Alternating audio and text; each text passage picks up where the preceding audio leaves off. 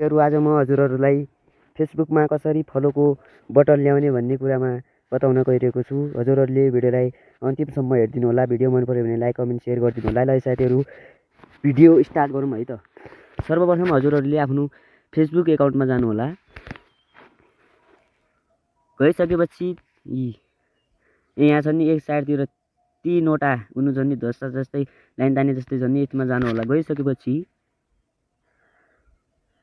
तलनिर जानु होला है साथीहरू। यो सेटिङ एन्ड प्राइभेसी भन्ने छ नि, हजुरहरूलाई यसमा जानु होला। हजुरहरूले गइसकेपछि हैन तलनिर जानु होला, स्क्रोल गर्नु होला है साथीहरू। तलनिर गइसकेपछि हैन पोस्ट भन्ने छ नि, पोस्टमा थिच्नु होला हैन। यो पोस्ट फ्युचर पोस्ट भन्ने छ नि, यो पब्लिकमा हैन, मेरो चाहिँ अलरेडी नै छ है साथीहरू।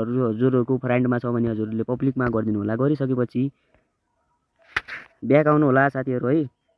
आइसकेपछि रिल्स छ नि, फ्लावर्स एन्ड कन्टेन्ट भन्ने छ नि, यसमा जानु होला। गइसकेपछि हैन हु क्यान फलो मी, यसलाई पब्लिक गरिदिनु होला है साथीहरू। सबलाई पब्लिक, मेरो चाहिँ अलरेडी नै भइसकेको छ। हजुरहरूले सबमा पब्लिक गरिदिनु होला है। मेरो चाहिँ अलरेडी नै भइसकेको छ। हजुरहरूले गरिसकेपछि त्यसपछि ब्याक आउनु होला है साथीहरू। ट्यागिङ एन्ड प्रोफाइल ट्यागिङ भन्ने छ नि, यसमा प्रोफाइल ट्यागिङ फ्रेन्डमा राख्नु होला है साथीहरू। यसलाई चाहिँ हैन हु आज यो पोस्ट भन्ने छ नि, यसमालाई फ्रेन्ड राख्नु होला।